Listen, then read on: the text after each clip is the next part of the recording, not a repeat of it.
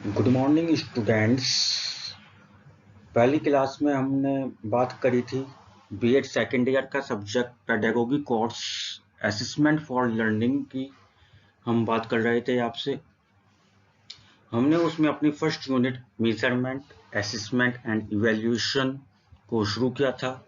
उसी यूनिट के साथ आज हम आपके साथ दोबारा आते हैं और आगे कंटिन्यू करते हैं। स्टूडेंट्स, जैसा कि आपने मेरी पहली क्लास में देखा और समझा कि मैंने आपको बीएड सेकेंड ईयर का सब्जेक्ट असेसमेंट फॉर लर्निंग की unit 1 measurement assessment and evaluation का फर्स्ट टॉपिक मेजरमेंट को समझाया था, अच्छे से एक्सप्लेन किया था। तो फर्स्ट क्लास में हमने क्या समझा एक बार शॉर्ट में देख लेते हैं। मैंने आपको बताया था measurement, meaning of measurement, definition of measurement, types of measurement और मेजरिंग वेरिएबल, इन सब के बारे में हमने बात करी थी। जो स्टूडेंट्स ने अभी तक हमारा फर्स्ट लेक्चर नहीं देखा है तो पहले आप फर्स्ट लेक्चर को देखिए, फर्स्ट वीडियो को देखिए, उसके बाद हमारे आज के लेक्चर यानी कि आज के लेक्चर 2 यानी कि सेकंड वीडियो को देखिएगा। स्टूडेंट्स, आज हम अपने मेजरमेंट के टॉपिक पर ही आगे बात करेंगे। आज का हमारा टॉपिक रहेगा मेजरमेंट पार्ट 2, यानी कि जिसमें हम बात करेंगे functions, problems and limitations of measurement. यानी आज का हमारा टॉपिक है फंक्शंस ऑफ मेजरमेंट, यानी कि मापन के क्या क्या कार्य होते हैं, इससे हमें किन किन चीज़ों को कार्य करने में हमें सहायता प्राप्त होती है, सहायता मिलती है। दूसरा है हमारा प्रॉब्लम्स ऑफ मेजरमेंट, यानी कि मापन की कुछ समस्याएं हैं, वो कौन कौन सी हैं। और थर्ड और लास्ट टॉपिक आज का हमारा है लिमिटेशंस ऑफ मेजरमेंट, यानी कि मेजरमेंट की कुछ कमियां हैं, यानी कि मापन के प्रोसेस की कुछ कमियां हैं, वो कौन कौन सी हैं, इसके बारे में आज हम पढ़ेंगे। स्टूडेंट्स, मेजरमेंट आज की क्लास में आपका मेजरमेंट का टॉपिक कंप्लीट हो जाएगा। तो स्टूडेंट्स, इसलिए हमारी वीडियो को जरूर सुनिए ध्यान से और मेजरमेंट के टॉपिक को पूरा ध्यान से समझिए। स्टूडेंट्स, चलिए आज हम शुरू करते हैं अपना पहला टॉपिक क्लास का, जिसका नाम है फंक्शंस ऑफ मेजरमेंट, यानी कि मापन के कार्य। मापन का प्रोसेस करने से, यानी कि मेजरमेंट का प्रोसेस करने से या मेजरमेंट करने से हमें क्या क्या कार्य करने में सहायता मिलती है, किन किन कार्यों को करने में हमें लाभ होता है मेजरमेंट की हेल्प से। तो देखते हैं, there are 5 functions of measurement. Measurement के 5 फंक्शंस हैं, 5 कार्य यहाँ पर बताए गए हैं जो हम एक एक करके पढ़ेंगे। फर्स्ट है आपका क्लासिफिकेशन। इसमें हम देखते हैं क्या पढ़ाया गया है। No two individuals are same in the universe, they differ from each other not only from physical point of view but also on mental abilities।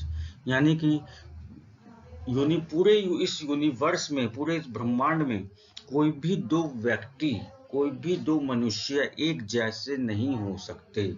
They differ from each other, वे हमेशा हमेशा एक दूसरे से अलग अलग होंगे, केवल और केवल फिजिकल पॉइंट ऑफ व्यू से नहीं, यानी कि भौतिकी या शारीरिक की दिखावट में नहीं, मानसिक तौर पर भी वो दोनों व्यक्ति या दोनों स्टूडेंट्स एक दूसरे से अलग अलग होते हैं।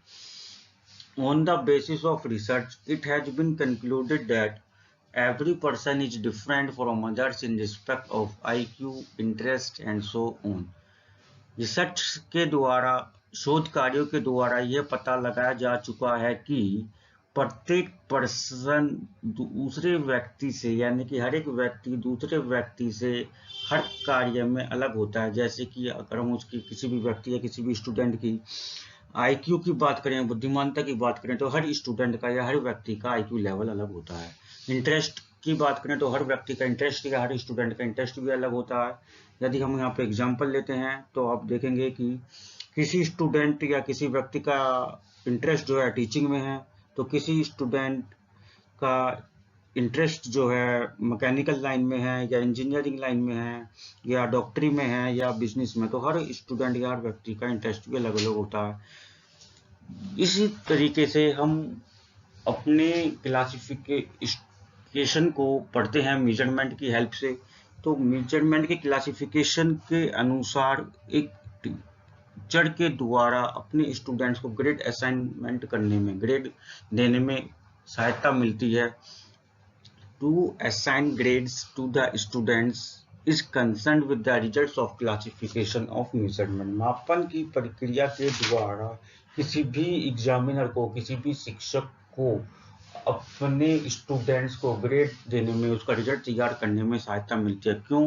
क्योंकि वो व्यक्ति यानी कि वो एग्जामिनर या वो शिक्षक मार्क्स का एक ग्रुप बना लेता है कि इस मार्क्स से इस मार्क्स तक के बच्चों को ये ए ग्रेड देना है, या इस मार्क्स से इस मार्क्स तक के बच्चों को, इस नंबर से इस नंबर तक के बच्चों को बी ग्रेड देना है। तो इस तरीके से इस प्रोसेस को हम कहते हैं क्लासिफिकेशन। मेजरमेंट की हेल्प से हम किसी भी चीज को क्लासिफाई करने में हमें हेल्प होती है, सहायता मिलती है। दूसरा फंक्शन है आपका मेजरमेंट का प्रेडिक्शन यानी कि पूर्वानुमान। We predict something about the individual on the basis of his her capabilities। हम किस प्रिडिक्शन की हेल्प से, इस मेजरमेंट की हेल्प से किसी भी व्यक्ति या किसी भी स्टूडेंट की क्षमता का पूर्व अनुमान लगा सकते हैं। इन द फील्ड ऑफ एजुकेशन, यदि हम शिक्षा के क्षेत्र में बात करें तो मेजरमेंट और specially prediction plays a very important role. Measurement यानी कि मापन और प्रिडिक्शन यानी कि पूर्व अनुमान शिक्षा के क्षेत्र में बहुत महत्वपूर्ण रोल प्ले करता है, बहुत महत्वपूर्ण रोल अदा करता है। On the basis of prediction, prediction के बेसिस पर we can guess about the future of any child और पर्सन। हम किसी भी स्टूडेंट, किसी भी विद्यार्थी या किसी भी बच्चे, किसी भी व्यक्ति का रिजल्ट या उसके फ्यूचर के बारे में गैस कर सकते हैं यानी कि पूर्व अनुमान लगा सकते हैं मेजरमेंट की हेल्प से।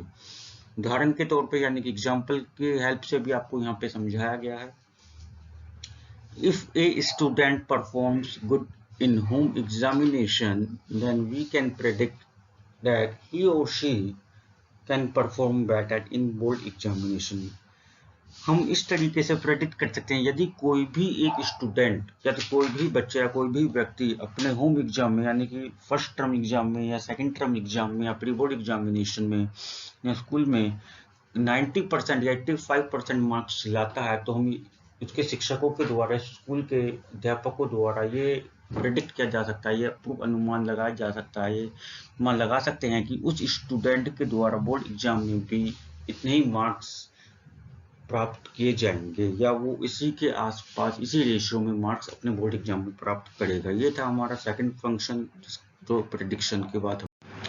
तो हम बात करेंगे आपसे थर्ड फंक्शन की, जो है आपका कंपैरिजन यानी कि कंपेयर करना। जैसे कि नाम से ही मुझे पता लग रहा है कि दो या दो से ज्यादा किसी भी वस्तु या व्यक्ति की किसी भी विशेषताओं को कंपेयर करने को ही कंपैरिजन कहते हैं। आप सिंपल लैंग्वेज में इसे छोटी क्लासेस में भी पढ़ चुके हैं।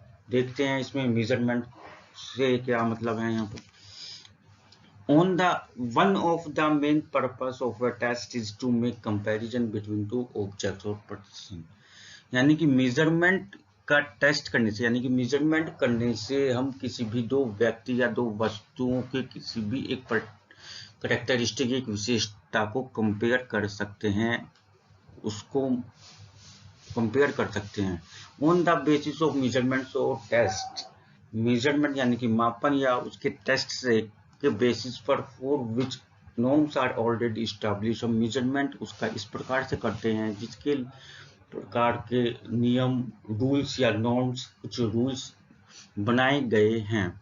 Such type of comparisons are made quite easily। इस प्रकार से मेजरमेंट या टेस्ट कंडक्ट करने का बहुत आसान तरीका होता है और हम किसी भी दो ऑब्जेक्ट, दो वस्तु या दो व्यक्ति के किसी भी एक विशेषता का कंपैरिजन आराम से कर सकते हैं। यदि हम एक एग्जाम्पल की बात करें तो एग्जाम्पल आपको यहाँ पे बताया गया है। We intend to see how a school is progressing in comparison to other school। हम अपने एरिया में, अपने सिटी में, अपने गांव में, अपने कस्बे में ये कंपेयर कर सकते हैं कि कौन सा स्कूल दूसरे स्कूल के कंपैरिजन में कितना बेटर प्रोग्रेस कर रहा है। मान लीजिए आपके सिटी में, आपके गांव में, आपके शहर में 4 स्कूल हैं, तो हम चारों स्कूलों का आपस में एक क्या करेंगे, कंपटीशन करवाएंगे किसी भी चीज़ के लिए। मान लीजिए स्पोर्ट्स का करवा लिया हमने, एक हमने एकेडमिक का करवा लिया, सब्जेक्ट्स का टेस्ट का करवा लिया आपका रिजल्ट देखने के लिए, एक हमने मैथमेटिक्स टेस्ट का करवा लिया, एक कंप्यूटर टेस्ट। तो उसके रिजल्ट के बेसिस पर ही हम ये पता करेंगे, हम ये देखेंगे और ये कंपेयर करेंगे कौन सा स्कूल किस चीज में अच्छी प्रोग्रेस कर रहा है, रैंक के अनुसार, मार्क्स के अनुसार। तो ये कहते हैं कंपैरिजन करना। आपका फोर्थ फंक्शन है मेजरमेंट का, गाइडेंस एंड काउंसलिंग, यानी कि किसी को गाइड करना, काउंसलिंग करना उसकी, यानी कि उसको सलाह देना। To guide students in the field of education, guidance is the main function of measurement. शिक्षा के क्षेत्र में स्टूडेंट्स को गाइड करना, यानी कि स्टूडेंट्स को, बच्चों को सलाह देना, guidance is the main function of measurement. Measurement यानी कि मापन का मुख्य कार्य होता है गाइडेंस करना शिक्षा के क्षेत्र में, यानी कि बच्चों को सलाह देना, बच्चों को एडवाइस देना, बच्चों की हेल्प करना शिक्षा के क्षेत्र में मेजरमेंट का बहुत इंपॉर्टेंट रोल प्ले करता है। After measuring and studying various dimensions of students' personality, interests, and capabilities, etc., it is decided that what type of guidance and counseling should be provided to the students. किसी भी student या किसी भी child या किसी व्यक्ति, किसी भी बच्चे या किसी व्यक्ति की सभी कैरेक्टरिस्टिक्स की मेजरमेंट करने के बाद, या उसकी सभी कैरेक्टरिस्टिक्स की मेजरमेंट के रिजल्ट पे स्टडी करने के बाद हम ये डिसाइड कर पाते हैं, हम ये निश्चय कर पाते हैं कि उस व्यक्ति को या उस स्टूडेंट को या उस बच्चे को किस प्रकार की सलाह की आवश्यकता है, और वो स्टूडेंट या वो व्यक्ति इस समय किस परेशानी का सामना कर रहा है। तो उसी के अनुसार उसे हम गाइडेंस देते हैं, उसे की काउंसलिंग करते हैं, जिससे कि वो अपनी परेशानी को सॉल्व कर सके। एग्जाम्पल की हेल्प से आपको यहाँ पे समझाया गया है। फॉर एग्जाम्पल आपको दिया गया है, in the life of student comes after 10th level. Student की अपनी लाइफ में पहला स्टेज जो आती है, इस तरीके की जो समस्या आती है, वो आती है 10th लेवल के बाद। When he or she opt for a specific stream or study that is science, commerce and art, यानी कि कोई भी स्टूडेंट 10th क्लास के बाद ये चुनने में परेशान हो जाता है कि उसे साइंस लेनी चाहिए, कॉमर्स लेनी चाहिए या आर्ट स्ट्रीम लेनी चाहिए अपने आगे के फ्यूचर के करियर के लिए। तो इन सब चीज़ों का चुनाव करने के लिए, इन सब चीज़ों का सिलेक्शन करने के लिए उसे गाइडेंस की आवश्यकता होती है, जो उसे केवल और केवल कुछ ही व्यक्तियों के द्वारा दी जा सकती है। जैसे नंबर 1 आता है उसमें आपका टीचर्स, यानी कि वो अपने टीचर से, शिक्षकों से, गुरुजनों से सलाह ले सकता है, गाइडेंस ले सकता है। एल्डर्स से ले सकता है, अपने बड़ों से ले सकता है, सीनियर स्टूडेंट्स से ले सकता है, अपने पेरेंट्स से ले सकता है। इन सब लोगों से वो अपना गाइडेंस ले सकता है। लास्ट और फिफ्थ आपका फंक्शन है मेजरमेंट का, रिसर्च, यानी कि शोध कार्य करना। No educational work is complete if it is not accompanied by the measurement. कोई भी शोध कार्य जब तक पूरा नहीं करा जा सकता, जब तक हम उस शोध कार्य को करने के लिए किसी भी चीज की मेजरमेंट नहीं कर लेते, यानी कि किसी भी चीज का मापन नहीं कर लेते जो भी उस शोध कार्य से रिलेटेड कार्य है। शोध कार्य में जिस चीज की भी हमें जानकारी चाहिए। In the field of physical science, the use of instruments and apparatus is necessary. जैसा कि आप सभी जानते हैं, स्पेशली साइंस स्टूडेंट्स, यानी कि जो विज्ञान के क्षेत्र के स्टूडेंट्स हैं, विद्यार्थी हैं, वो तो अच्छे से जानते ही हैं कि भौतिक विज्ञान की प्रैक्टिकल में, फिजिकल साइंस या फिजिक्स के या केमिस्ट्री के प्रैक्टिकल में जो इंस्ट्रूमेंट्स, लैबोरेटरिकल इंस्ट्रूमेंट्स या apparatus हम यूज करते हैं, उनको प्रैक्टिकल में करने के लिए उन इंस्ट्रूमेंट्स का यूज करना बहुत जरूरी है। उतना ही जरूरी है क्योंकि अगर हम उन इंस्ट्रूमेंट्स का यूज नहीं करेंगे तो हम अपने प्रैक्टिकल वर्क को कंप्लीट नहीं कर सकते। इसी तरीके से फिजिकल साइंस में रिसर्च वर्क को, रिसर्च कार्य को, यानी कि शोध कार्य को कंप्लीट करने के लिए इन लैबोरेटरिकल इंस्ट्रूमेंट्स और apparatus का यूज करना जरूरी होता है। जैसे मैंने आपको बताया कि फिजिकल साइंस में लैबोरेटरिकल इंस्ट्रूमेंट्स एपरेटस का यूज करना जरूरी होता है, इसी तरीके से एजुकेशनल फील्ड और साइकोलॉजिकल फील्ड में भी मेजरमेंट के कुछ टूल्स होते हैं जिनको हम प्रयोग करना जरूरी समझते हैं और करना भी चाहिए और अपना रिसर्च वर्क कंप्लीट करने के लिए। इन टूल्स का बिना यूज करे यदि आप कोई भी व्यक्ति या कोई भी स्टूडेंट या कोई भी रिसर्चर यानी कि शोधकर्ता अपने शोध कार्य को कर रहा है तो उसका रिसर्च वर्क कभी पूरा नहीं हो पाता और अपने रिजल्ट पे पूरा खरा नहीं उतर पाता, यानी कि अपने कंक्लूजन पर कंप्लीट नहीं कर पाता है। ये था आपके फंक्शंस ऑफ मेजरमेंट। स्टूडेंट्स, जैसे अभी आपने पढ़ा फंक्शंस ऑफ मेजरमेंट, इसके बाद हम पढ़ेंगे आज का दूसरा टॉपिक यानी कि प्रॉब्लम्स ऑफ मेजरमेंट, यानी मापन की समस्या। मेजरमेंट के जो कुछ फायदे हैं जो हमने अभी पढ़े, यानी कि उससे जो भी कार्य को करने में हमें सहायता प्राप्त होती है, इसी तरीके से कुछ कार्य ऐसे भी हैं जिनमें कुछ समस्याएं होती हैं मेजरमेंट की वजह से। तो देखते हैं क्या क्या है। फर्स्ट है आपका इनडायरेक्ट इन मेजरमेंट, यानी मेजरमेंट में इनडायरेक्ट मेजरमेंट की वजह से हमें अपने शोध कार्य को करने में या कुछ अन्य प्रकार के कार्य को करने में परेशानी होती है। तो देखते हैं किस किस प्रकार से परेशानी हमें महसूस होती है। Most of the educational measurements are indirect because variables of educational measurements cannot be measured directly. जैसा कि मैं आपको अपनी फर्स्ट क्लास में यानी कि फर्स्ट लेक्चर में मेजरमेंट के बारे में समझा चुका हूँ, बता चुका हूँ कि बिहेवियरल साइंस या एजुकेशनल साइंस और साइकोलॉजी के फील्ड में मेजरमेंट का जो प्रोसेस होता है वो इनडायरेक्ट होता है, यानी कि डायरेक्ट नहीं कर सकते। तो इसी तरीके से ये फर्स्ट पॉइंट आपको मिलता हुआ बताया गया है कि ज्यादातर शिक्षा के क्षेत्र में मापन की जो प्रक्रिया है वो इनडायरेक्ट तौर पर अंजाम दी जाती है, इनडायरेक्ट तौर पर मेजरमेंट का कार्य करा जाता है। इसको हम डायरेक्ट तौर पर मेजरमेंट नहीं कर सकते, क्योंकि हमें मान लीजिए किसी भी व्यक्ति का हमें इंटरेस्ट पता करना है, तो हमें उसके इंटरेस्ट को पता करने के लिए उसको अंकों में नहीं आंक सकते, अंकों में नहीं मेजर कर सकते। हमें उसकी सभी कैरेक्टरिस्टिक उसके सभी बिहेवियर के बारे में स्टडी करनी पड़ेगी, जैसा कि आपको एग्जांपल में यहाँ पे बताया भी गया है। If a researcher wants to study the interest of a person towards teaching profession, then he or she needs to study or measure the attitude of that person, which can be measured indirectly. यदि कोई भी एक researcher या शोधकर्ता study करना चाहता है कि एक कौन सा व्यक्ति या कितने परसेंटेज स्टूडेंट्स आज के समय में टीचिंग प्रोफेशन की तरफ इंटरेस्ट रखते हैं, अपना शिक्षण क्षेत्र में अपना करियर बनाने के लिए इच्छुक हैं, इन सब चीजों की स्टडी करने के लिए उसे किसी भी एक व्यक्ति की या उन सभी स्टूडेंट्स के ग्रुप, उन सभी स्टूडेंट्स के बिहेवियर की उसे स्टडी करनी पड़ेगी। और बिहेवियर की स्टडी करना या बिहेवियर को मेजरमेंट करना एक इनडायरेक्ट प्रोसेस है।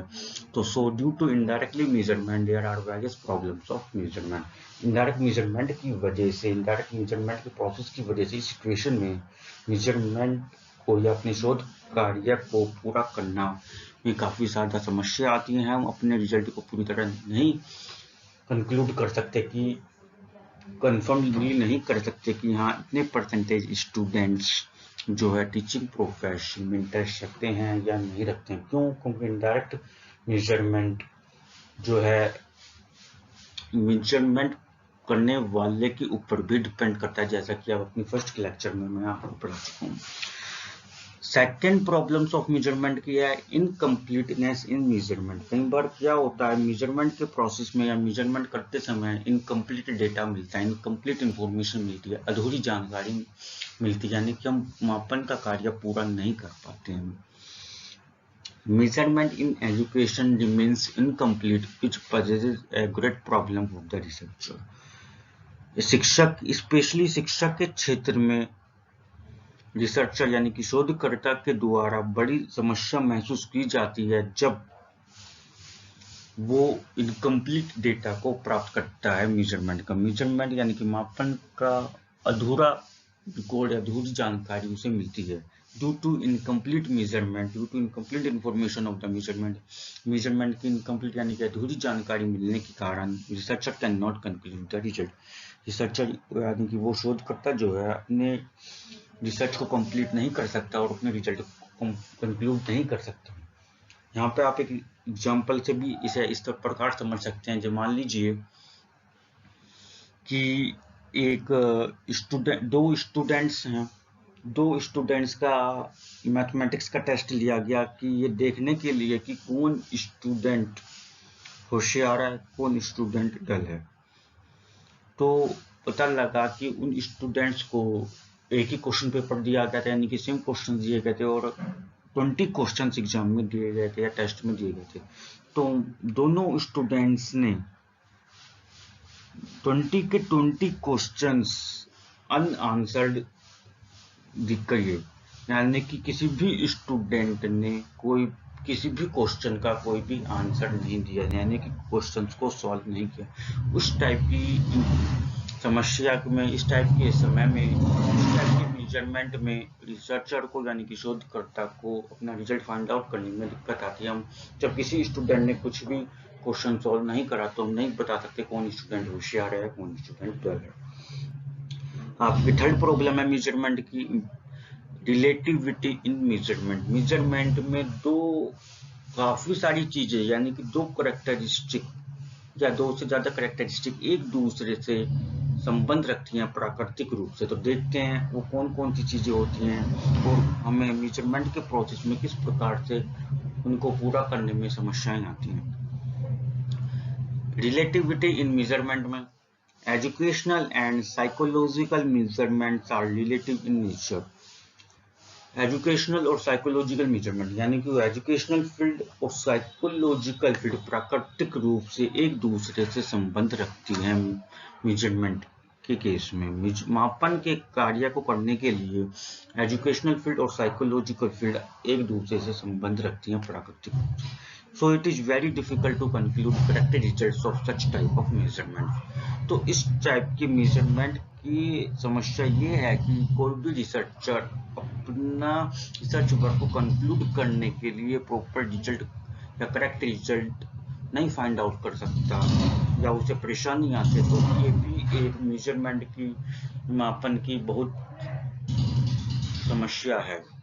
एग्जाम्पल की हेल्प से भी आप इसे यहाँ पर समझ सकते हैं। जैसे मान लीजिए हमने दो स्टूडेंट्स का हिंदी का टेस्ट लिया या किसी भी सब्जेक्ट का इंग्लिश का टेस्ट लिया, तो उसमें से एक स्टूडेंट ने तो टेस्ट देने के लिए प्रेजेंट हुआ परंतु दूसरा स्टूडेंट उस टेस्ट में एब्सेंट रहा।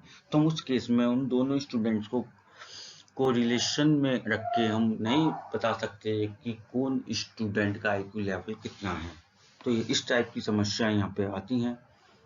आपका लास्ट प्रॉब्लम ऑफ मेजरमेंट का है एरर्स इन मेजरमेंट, यानी कि मेजरमेंट का प्रोसेस करते समय, मापन की प्रक्रिया को अंजाम देते समय मापन करने वाले के ही द्वारा कुछ गलतियां हो जाती हैं जिनको हम एरर्स बोलते हैं, यानी कुछ मिस्टेक्स हो जाती हैं रीडिंग नोट करते समय या मेजरमेंट करते समय।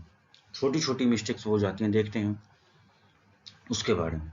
Measurement in physical science and behavioral science is never 100% correct. भौतिकी विज्ञान में और व्यवहारिक विज्ञान में मापन का कार्य कभी भी 100% सही नहीं हो सकता। यानी कि जो भी आप मेजर कर रहे हैं वो वैल्यू यानी कि वो रीडिंग इंस्ट्रूमेंट से या लैबोरेटरी apparatus से 100% करेक्ट नहीं हो सकती। Each measurement has some sort of error. ये 100% कंफर्म है कि हर एक मेजरमेंट में कुछ ना कुछ एरर तो होगी। वो एरर की परसेंटेज कितनी होगी ये हम बात यहाँ पे नहीं कर रहे हैं। वो एरर की परसेंटेज वहाँ पे 1%, 2%, 0.01%, 0.1% या 0.00001% भी हो सकती है। जैसा कि आप जानते हैं, जो स्पेशली जो साइंस के स्टूडेंट्स हैं वो तो जानते ही होंगे और बाकी स्टूडेंट जो भी हैं वो भी ध्यान से समझने की कोशिश करेंगे यहाँ पर कि जो हम साइंस में स्पेशली 11th और 12th क्लास में फिजिक्स और केमिस्ट्री के प्रैक्टिकल हम करते हैं लेबोरेटरी में, तो वहाँ पे जो लेबोरेटरी में इंस्ट्रूमेंट्स का प्रैक्टिकल्स को करने के लिए यूज करते हैं, एपरेटस का यूज करते हैं, तो प्रैक्टिकल करने के बाद या एक्सपेरिमेंट करने के बाद उनको रीडिंग को भी नोट करना होता है। तो उन रीडिंग्स को नोट करने में कई बार काफी कुछ मिस्टेक्स हो जाती है। मान लीजिए रीडिंग हमने नोट करी 109, मगर वो एक्चुअली 109 ना हो के 109.1 या 109.2 या 108.9 होती है, परंतु हम क्या काउंट करते हैं 109। तो इस टाइप की जो बहुत नेग्लिजिबल एरर होती हैं, ये भी मेजरमेंट के प्रोसेस में कई बार हमें अपना रिसर्च वर्क कंप्लीट करने में दिक्कत कर देती हैं। एग्जाम्पल की हेल्प से आपको यहाँ पे समझाया गया है। A woman weighs herself and finds her weight 80 kilogram. एक महिला अपना वजन करती है वेइंग मशीन पर और पाती है कि उसका वजन 80 किलो है, 80 किलोग्राम है। Is it correct in relation to physical science? क्या आप यह बता सकते हैं कि फिजिकल साइंस के रिलेशन में अगर इसे देखें, ये वैल्यू या जो इसका वेट है वुमेन का 80 किलोग्राम वो सही है? It can be possible that the machine is defective, यानी कि इसके बहुत सारे आंसर हो सकते हैं। जैसा कि कंडीशन ये भी हो सकती है कि मशीन इज डिफेक्टिव, यानी कि वो वेइंग मशीन खराब हो और ये जो 80 किलोग्राम वेट है ये गलत हो जाएगा। और वुमेन इज प्रेग्नेंट, ये भी हो सकता है कि वो महिला जो है गर्भावस्था में हो। और द वेट इज करेक्ट, ये भी हो सकता है कि मशीन बिल्कुल सही हो और महिला का वजन 80 किलोग्राम है, जो बिल्कुल सही नोट किया गया और महिला का जो शरीर है काफी हैवी है। ये थे आपकी प्रॉब्लम्स ऑफ मेजरमेंट, यानी कि जो मापन के कार्य में जो समस्याएं आती हैं वो यहाँ पे मैंने आपको जो बताई हैं वो इस प्रकार थी। स्टूडेंट्स, अब हम बात करेंगे अपने लास्ट टॉपिक, और इसी के साथ हमारा मेजरमेंट का यूनिट 1 का जो फर्स्ट टॉपिक है मेजरमेंट, वो भी हमारा मेजरमेंट का टॉपिक कंप्लीट हो जाता है। तो देखिए पढ़ते हैं लास्ट टॉपिक और लास्ट कंसेप्ट अपना, लिमिटेशंस ऑफ मेजरमेंट, यानी कि मापन में की क्या क्या कमियां हैं। बहुत छोटा सा 4 पॉइंट्स की हेल्प से आपको यहाँ पे समझाया गया है। फर्स्ट है, it is quite difficult to decide about the nature of the object to be measured, यानी कि जिस ऑब्जेक्ट का, जिस भी वस्तु का हमें मेजरमेंट करना है, उस वस्तु की नेचर क्या है, प्राकृतिक रूप से किस प्रकार से जुड़ा हुआ है, क्या चीज है, उसको पता करना बहुत डिफिकल्ट टास्क है, बहुत कठिन कार्य है। सेकंड है, it's scope is narrow and limited, यानी कि मेजरमेंट का जो स्कोप है बहुत लिमिटेड है, बहुत लिमिटेड अमाउंट तक है, बहुत सीमित समय तक है। थर्ड है, measurement fails in making clear cut distinction between two characteristics like attitude, aptitude and so on. किसी भी व्यक्ति या किसी भी स्टूडेंट की दो कैरेक्टरिस्टिक जैसे एटीट्यूड, एप्टीट्यूड, इनको कंपेयर करने के लिए, इनमें अलग अलग डिस्टिंक्शन करने के लिए मेजरमेंट की प्रक्रिया फेल हो जाती है। क्यों? क्योंकि यहाँ पे इनडायरेक्ट मेजरमेंट होता है। फोर्थ और लास्ट पॉइंट है आपका, the process of measurement is very difficult and complex. Measurement का जो प्रोसेस है वो काफी डिफिकल्ट होता है, क्योंकि जैसा आप पूरे अपने मेजरमेंट के टॉपिक में पढ़ चुके हैं और समझ चुके हैं कि बिहेवियरल साइंस यानी व्यवहारिक विज्ञान में मेजरमेंट इनडायरेक्टली हेल्प से मेजर करा जाता है, इनडायरेक्टली प्रोसेस होता है, तो उसकी वजह से मेजरमेंट का प्रोसेस को कंडक्ट करना कई बार बहुत डिफिकल्ट हो जाता है। ये थी आपकी मेजरमेंट ऑफ की लिमिटेशंस, और इसी के साथ हमारा मेजरमेंट का टॉपिक कंप्लीट हो जाता है। Thanks, bye. स्टूडेंट्स, आपको हमारा मेजरमेंट का टॉपिक का एक्सप्लेनेशन कैसा लगा और इसके नोट्स और उसकी लैंग्वेज आपको कैसी लगी, प्लीज़ कमेंट सेक्शन में जाकर जरूर बताएं, और हमारे वीडियो को लाइक, शेयर और सब्सक्राइब करना ना भूलें। Thank you.